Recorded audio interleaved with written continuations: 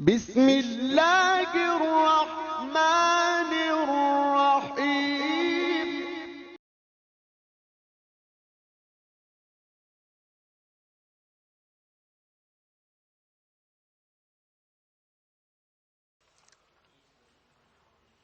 آگے ایک بات ہے مکتوبات مجددیہ میں لکھی ہوئی کہ کیا ذکر قلبی خوارق و کرامات سے افضل ہے.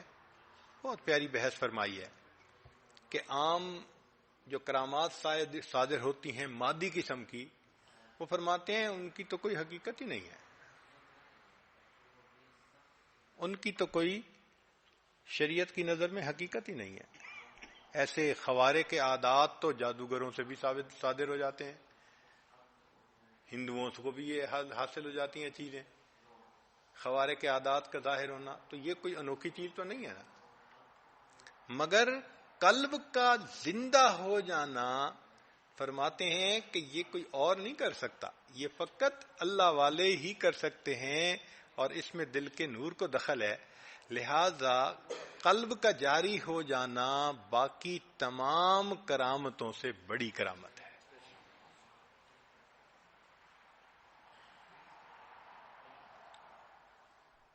حضرت خواجہ فضل قریشی رحمۃ اللہ علیہ کا ایک مرید تھا، خادم تھا، صاحب نسبت بھی تھا، عاشق صادق تھا. وہ ایک مرتبہ حضرت کو ملنے کے لیے جانا چاہ رہا تھا.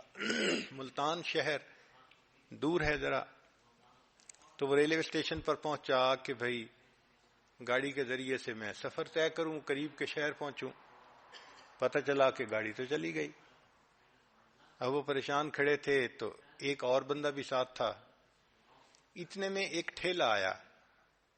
وہ جو ریلوے لائن کی مرمت کرنے والے لوگ ہوتے ہیں نا، ان کے پاس اپنا انجن ہوتا ہے اور اس کے ساتھ انہوں نے ایک ٹھیلا لگایا ہوتا ہے، اور وہ چل کے راستے میں دیکھ رہے ہوتے ہیں کہاں لائن ٹھیک ہے، کہاں مرمت کی ضرورت ہے، کیا ہے. اب اس نے اس اسٹیشن پہ آگے جانا تھا، تو یہ وہ انجن والے کے پاس آ گئے اور آ کے کہنے لگے کہ بھائی ہمیں بھی ساتھ لے جائیں آپ. اس نے کہا بھائی میں آپ کو کیسے لے کے جاؤں، میں تو سواری کو نہیں لے کے جا سکتا. یہ خاموش ہو گئے. اب اس کے بعد جو ڈرائیور تھا انجن چلانے والا، وہ انجن کو چلاتا ہے تو انجن چلتا نہیں. 2 منٹ 5 منٹ 10 منٹ وہ لگا رہا، انجن چلنے کا نام نہیں لیتا. تو اتنے میں اس کو خیال آیا کہ بھئی یہ جو بندے کہہ رہے تھے ان سے ہی دعا کروا لی جائے. تو اسٹیشن کا جو آدمی تھا اس نے ان سے کہا یار آپ لوگ دعا کرو یہ انجن چل جائے تو چلو میں آپ کو ساتھ لے جاؤں گا. تو جب اس نے یہ کہا نا تو وہ جو عاشق صادق تھے وہ گئے اور انجن کے قریب جا کے نا انہوں نے زور سے اللہ کے نام کی ضرب لگائی. اللہ اللہ اللہ 3 دفعہ انہوں نے انجن کے اوپر جو ہے نا وہ توجہ ڈالی، اور پھر اس نے جب چلایا تو انجن چل پڑا. تو خیر یہ بھی وہاں بیٹھ کے آگے پہنچ گئے. جب حضرت خواجہ فضل قریشی رحمۃ اللہ علیہ کو ملے تو جو دوسرے صاحب تھے انہوں نے کارگزاری کے طور پہ سنایا حضرت راستے میں یہ واقعہ پیش آیا اور یہ جو ہمارے ساتھی ہیں انہوں نے انجن کو توجہ دی تو وہ چل پڑا تو ہم تب یہاں پہنچے. اوہو، ان کی بات کرنی تھی کہ خواجہ فضل قریشی رحمۃ اللہ علیہ کے چہرے پہ ناراضگی کے آثار ظاہر ہوئے، چہرہ سرخ ہو گیا. اور حضرت نے اس بندے سے کہا کہ ہم نے جو تمہیں نعمت دی تھی یہ دلوں کو زندہ کرنے کے لیے تھی، تم نے اس کو مادے کے اوپر کیوں استعمال کیا؟ یہ نعمت تو دلوں کو زندہ کرنے کے لیے تھی، تم نے اس نعمت کو مادے کے اوپر کیوں استعمال کیا؟ اس سے معلوم ہوتا ہے کہ قلب کا جاری ہونا باقی تمام کرامات سے بڑی کرامت ہوتی ہے. لطائف کے اصول میں سیر، چنانچہ مکتوبات مجددیہ میں ہے کہ عالم امر کے 5 لطائف ہیں اور ان کے اصول عالم خلق میں ہیں. تو جب سیر ہوتی ہے تو اپنے اصول میں سیر ہوتی ہے. فرماتے ہیں میرے سعادت پناہ وہ طریقہ جو ہم نے اختیار کیا ہے اس کی سیر کی ابتدا قلب سے ہے جو کہ عالم امر سے ہے، اور قلب کی سیر سے گزر کر مراتب روح ہیں جو اس سے اوپر ہیں، روح سے گزر کے سر اس سے اوپر خفی اور اخفا۔ ان لطائف پنجگانہ کی منزلوں کو طے کرنے کے بعد ان میں سے ہر ایک کے متعلق علیحدہ علیحدہ علوم و معارف حاصل کرنے کے بعد اور ان احوال و مواجید کے ساتھ جو ان پنجگانہ لطائف میں سے ہر ایک کے ساتھ مخصوص ہیں، ان کے متحقق ہونے کے بعد ان پنجگانہ لطائف کے اصول میں جو عالم کبیر میں ہے سیر واقع ہوتی ہے، کیونکہ جو کچھ بھی عالم صغیر میں ہے اس کی اصل عالم کبیر میں ہے۔ اب عالم صغیر سے مراد ہے انسان، اور عالم کبیر سے مراد ہے یہ پوری کائنات۔ تو عالم صغیر میں 5 لطائف ہیں عالم امر کے جو ہمارے سینے میں ہیں، اور جو ان کی اصل ہے وہ تو آگ، پانی، ہوا اور مٹی عالم کبیر میں ہے، باہر کی کائنات میں ہے۔ تو اس لیے کہا کہ عالم صغیر کی سیر پہلے ہوتی ہے، پھر اس کے بعد عالم کبیر کی سیر ہوتی ہے۔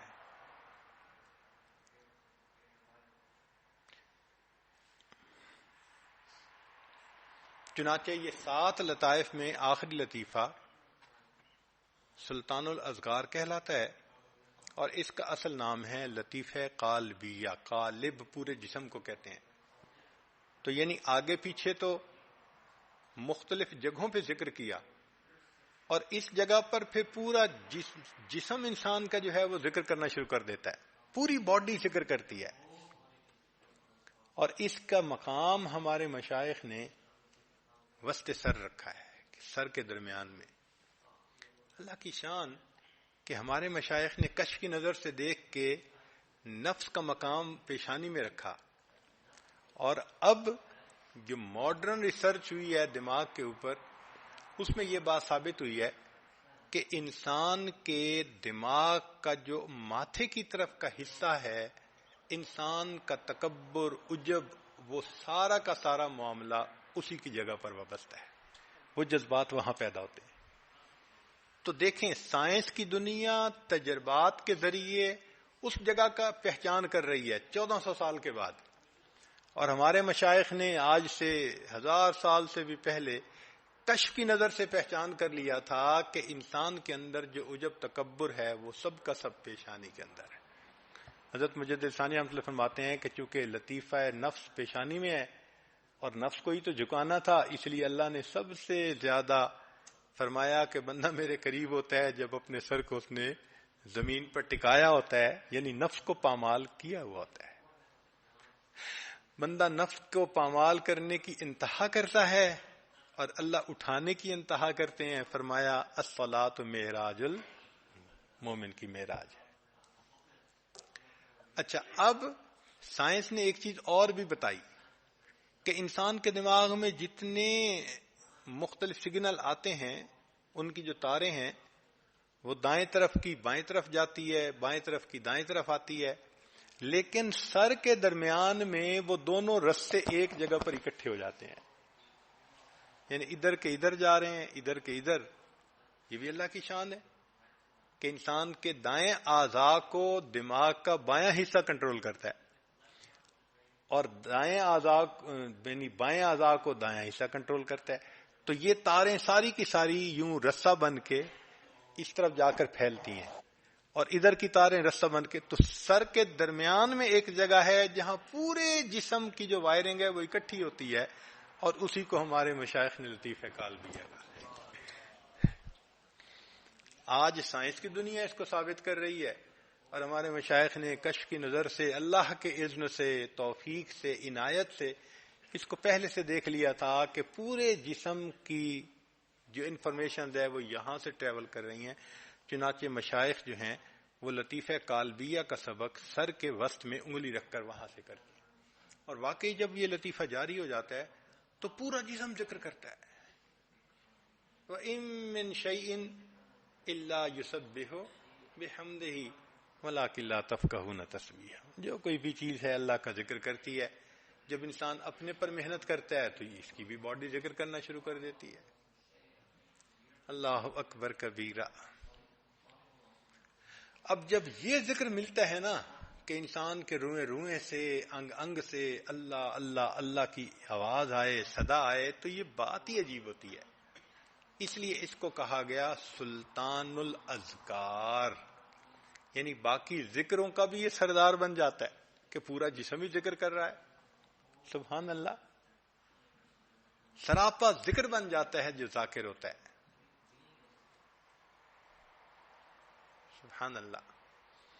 پنجابی میں کہتے ہیں رانجن رانجن کر دیا میں آپ بھی رانجن ہوئی، کہ میں وہ وہی والی بات ہے کہ اللہ اللہ کرتے کرتے کرتے پورا جسم ہی اللہ اللہ کرنے لگ جاتا ہے. سبحان اللہ، ایک زبان کی کیا بات ہے، پورا جسم کا انگ انگ اللہ اللہ کرتے. اور یہ وہ کیفیت ہوتی ہے کہ جس میں پھر بندے کے اوپر استغراق کی کیفیت آ جاتی ہے، ایک بے خودی کی کیفیت ہوتی ہے، بس وہ پھر اللہ کی طرف توجہ کرتا ہے. اور یہ نعمتیں صرف نقشبندی سلوک کے بزرگوں کو نہیں، سب یعنی جتنے مشائخ ہیں ان سب کو نصیب ہوتی ہیں. چنانچہ سلسلہ عالیہ چشتیہ کے ایک بزرگ گزرے ہیں، حضرت شیخ عبد القدوس گنگوہی رحمت اللہ علیہ. تو مکتوبات معصومیہ میں ہے، سنیے ذرا. آپ نے لکھا تھا کہ اب تک سلطان الذکر کے بارے میں نہ کسی کتاب میں دیکھا گیا نہ سنا گیا. ہمارے مخدوم سلطان الذکر ہمارے طریقہ میں مشہور و معروف اور جاری ہے، اور ہم اپنے پیروں سے سنتے آئے ہیں. ہماری اختراع نہیں، جو کچھ ہے بزرگوں ہی سے ہے. حضرت شیخ عبد القدوس گنگوئی رحمۃ اللہ علیہ جو ہندوستان کے اکابر مشائخ میں سے ہیں، حضرت خواجہ عبید اللہ احرار رحمۃ اللہ علیہ کے زمانے کے قریب ہوئے ہیں. آخری عمر میں آپ پر استغراق و بے خودی غالب آ گئی. نماز کے اوقات میں آپ کو بلند آواز سے بیدار کرتے تھے. لوگوں نے آپ سے اس کا راز دریافت کیا. آگے پیچھے بے خودی. جب نماز الصلاۃ الصلاۃ کہتے تو ہوش میں آ جاتے اور کھڑے ہو کے نماز پڑھتے، اور نماز کے بعد پھر وہی بے خودی.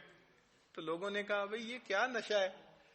تو اس پر فرماتے ہیں کہ آخری عمر میں آپ پر استغراق و بے خودی غالب آ گئی. نماز کے اوقات کو بلند آواز سے بیدار کرتے تھے.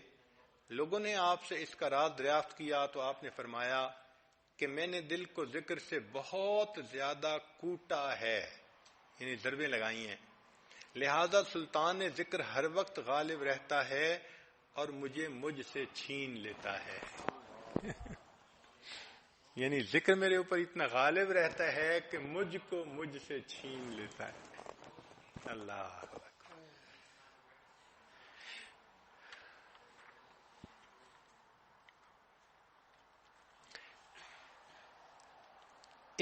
یہ بھی کیفیت ہے کہ بسا اوقات سالک کے اوپر کچھ کیفیات آتی ہیں تھوڑے وقت کے لیے، پھر وہ غائب ہو جاتی ہیں، مستقل رہتی نہیں ہیں. تو مبدأ و معاد میں حضرت خواجہ مجد لسانی رحمۃ اللہ علیہ اس کی تشریح فرماتے ہیں کہ بھئی مختلف لطائف ہیں اور ان کی فنا چلتی ہے، تو کبھی کوئی کیفیت آتی ہے، کبھی انسان کے اوپر کوئی کیفیت آتی ہے. اس لیے وہ کیفیت جس لطیفہ کے فنا کی ہوتی ہے وہ سب میں وہی رنگ آ جاتا ہے. باقی لطائف میں بھی وہی کیفیتیں کچھ وقت کے لیے آ جاتی ہیں، مگر اس کے بعد پھر وہ اگلے لطیفے کی فنا ملنے کی وجہ سے پھر بدل جاتی ہیں. اس لیے کیفیتیں آتی ہیں اور کیفیتیں زائل ہو جاتی ہیں. لطائف خمسہ کا لطیف نفس متحد ہونے کا مطلب، حضرت شیخ غلام علی دہلوی رحمۃ اللہ علیہ، جن کو حضرت اقدس تھانوی رحمۃ اللہ علیہ نے 13ویں صدی کا مجدد لکھا ہے ان کو، کہ وہ 13ویں صدی کے مجدد تھے. اللہ نے ان سے بہت کام لیا اور ان کے خلفاء سے، کہ وہ مختلف ریاستوں میں چلے گئے تھے اور جو ریاستوں کے نواب تھے ان کے اوپر محنت کر کے انہوں نے ان سے دین کو امپلیمنٹ کروایا اور اس زمانے میں دین کو زندہ کیا ایک طرح سے انہوں نے. تو ان کو مجدد کہا جاتا ہے 13ویں صدی کا.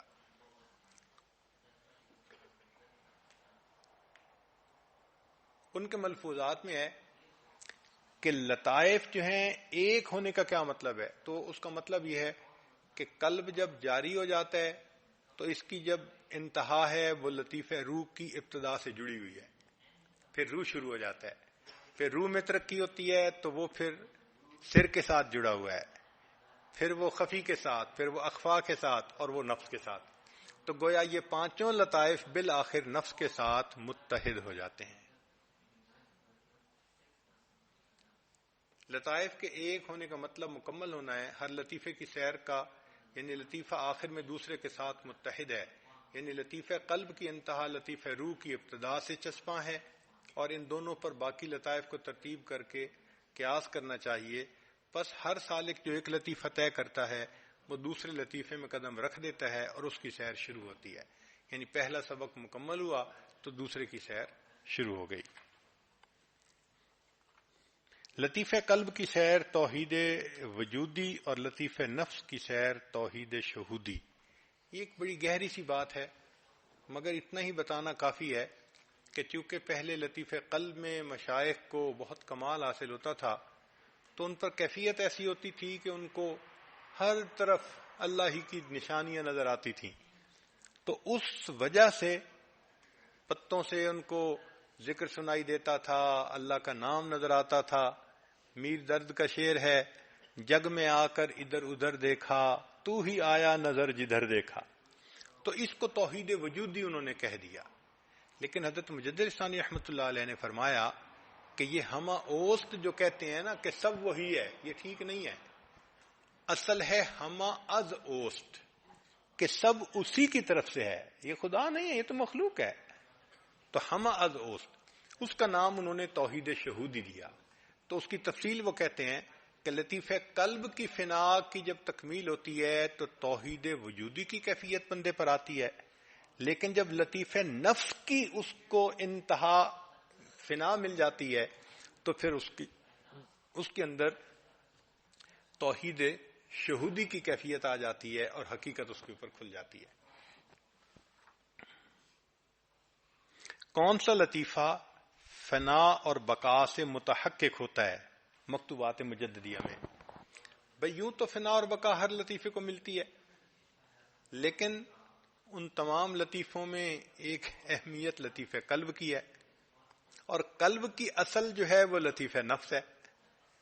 تو اصل میں فنائیں دو ہیں، قلب کی فنا اور لطیفہ نفس کی فنا.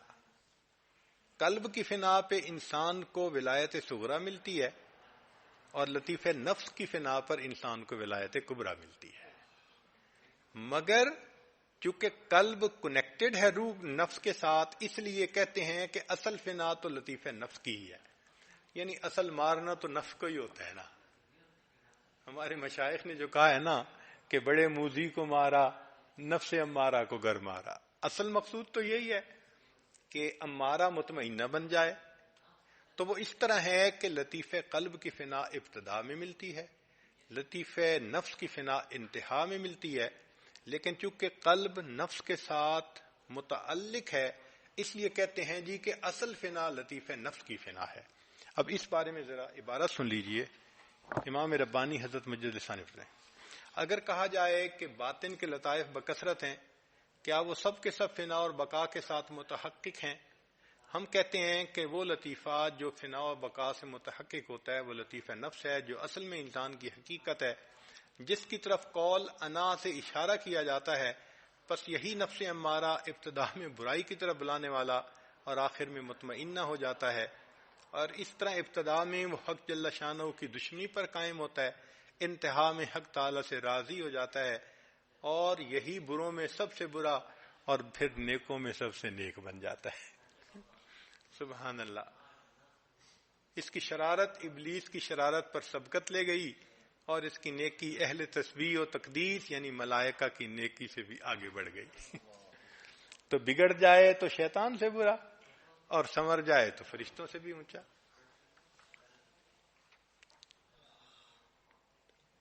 لطیفہ نفس اصلاح ہونے کے بعد لطائف عالم امر کا سردار ہو جاتا ہے.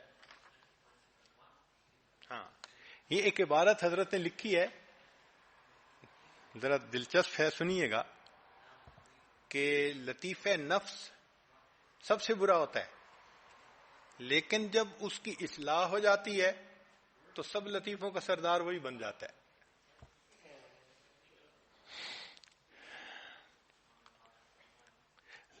نفس جب اوصاف رذیلہ سے پاک ہو جاتا ہے تو ہمسری اور انانیت کے دعویٰ سے بری اور تائب ہو جاتا ہے اور مطمئنہ اور مقبول ہو جاتا ہے.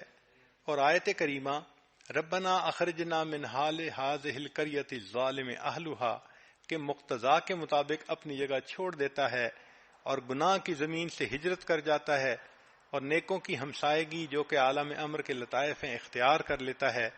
خیارکم فی الجاہلیت خیارکم فی الاسلام.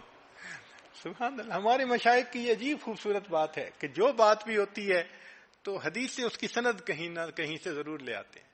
تو جیسے حدیث پاک میں ہے کہ جو تم میں جہالت میں سب سے زیادہ جاہلیت میں آگے تھا، جب وہ سمجھ لائے، اس کے اندر تفقہ آ جائے تو اسلام میں، تو وہ اسلام میں بھی ان سے آگے بڑھ جائے گا. تو نفس کا یہی حال ہے کہ جاہل ہے تو یہ سب سے بڑا جاہل، اور جب سنورتا ہے تو پھر سب نیکوں سے بڑا نیک بھی یہی بن جاتا ہے. تو فرماتے ہیں کہ مطابق عالم امر کے لطائف کا سردار ہو جاتا ہے اور تخت صدر سینہ پر قرار پکڑ کر تسلط قائم کر لیتا ہے. جب نفس اپنی ہستی اور انانیت سے غربت و نیستی میں آیا اور خواہشات و تعلقات سے یکسو خالی ہو گیا اور ان چیزوں کو ان کے اہل کے سپرد کر دیا، تو موت اور عدم کے ساتھ موافقت کر لی، تو حق تعالی نے اس کو اس عزت کے ساتھ نوازا اور خلعت سلطنت کے ساتھ مشرف کیا. فانظروا الی آثار رحمت اللہ کیف یحیی الارض بعد موتها.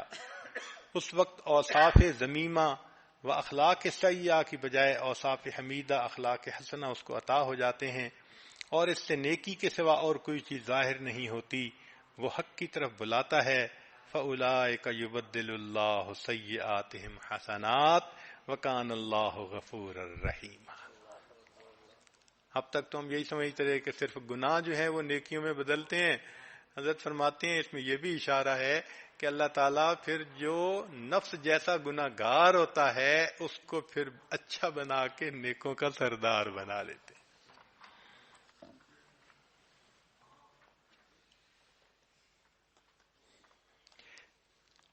پھر ہے فنا کے دور وقت ہر لطیفے میں ایک ہی لطیفے کا رنگ آ جاتا ہے. یہ تو پہلے بیان ہو ہی چکا تقریباً.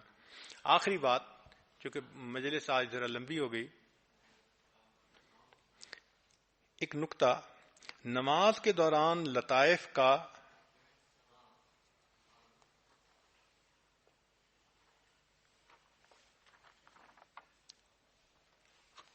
حال.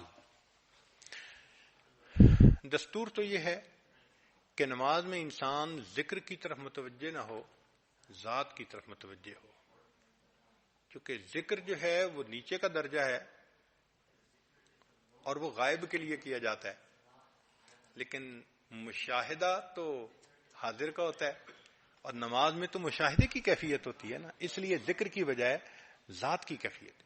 تو لیکن اس میں مجد رحمۃ اللہ نے ایک عجیب بات لکھی ہے. وہ فرماتے ہیں کہ جو مشائخ ہیں جن کے ذمے فنا اور بقا کا کام مکمل ہو کے لوگوں کی رشد و ہدایت کا کام ہوتا ہے، وہ فرماتے ہیں کہ ان کی جتنی بلندی ہوتی ہے، عروج ہوتا ہے، ان کا جو عروج کے بعد نزول ہے وہ بھی سب سے زیادہ کامل ہوتا ہے.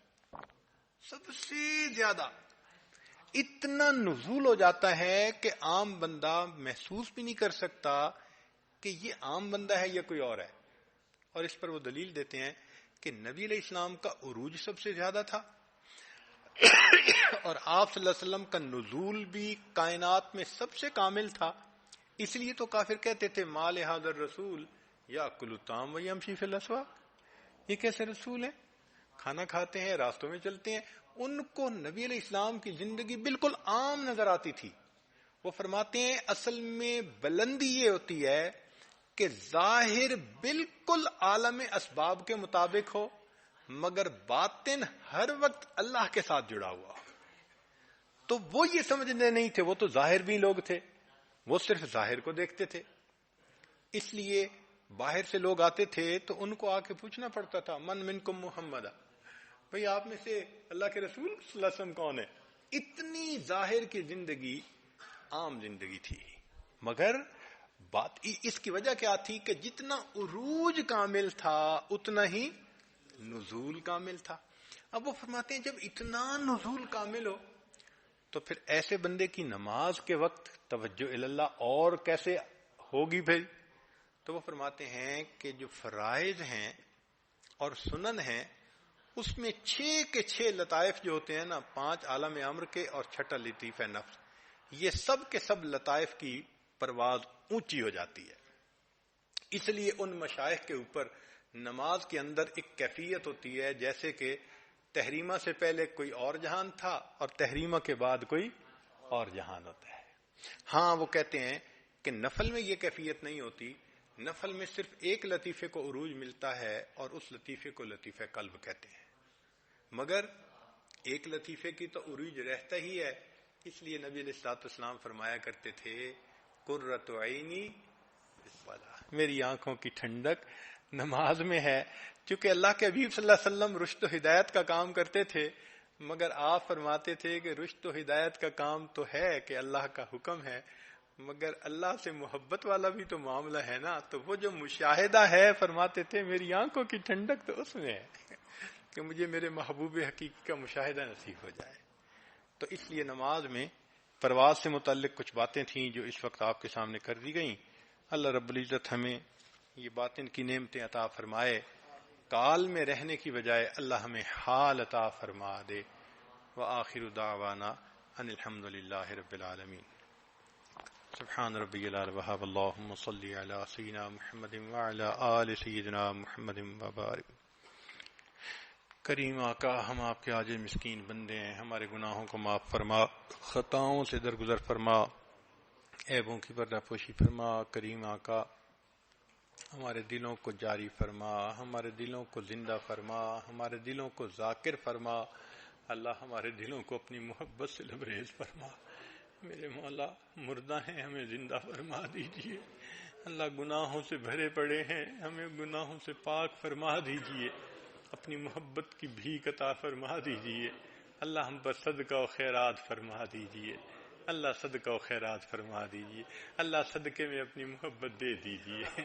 اللہ اپنی محبت دے دیجئے، اپنی محبت دے دیجئے. اللہ محروم نہ فرمائیے، محروم نہ فرمائیے. اپنی محبت کی لذت عطا فرما دیجئے. کریم آقا، ہمیں یکسوئی عطا فرما دیجئے، نفس کو نفس مطمئنہ بنا دیجئے. ربنا تقبل منا انك انت السميع العليم تب علينا انك انت التواب الرحيم. صلی اللہ تعالی علی حبیبہ سیدنا محمد وآلہ واصحابہ اجمعین برحمتک یا ارحم الراحمین.